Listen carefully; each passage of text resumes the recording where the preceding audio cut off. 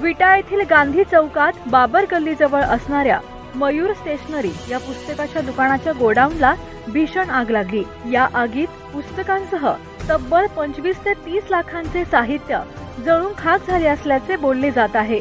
ऐन बाजारपेठेतील दुकान पेटल्याने परिसरात मोठी खळबळ उडाली असून आग विझवण्यासाठी नागरिकांसह अग्निशमन विभागाने मोठी यंत्रणा लावली आहे। ही आग नेमकी कशामुळे लागली हे अद्याप समजू शकले नाही, तर शॉर्ट सर्किटमुळे आग लागली असल्याचा अंदाज व्यक्त करण्यात येत आहे।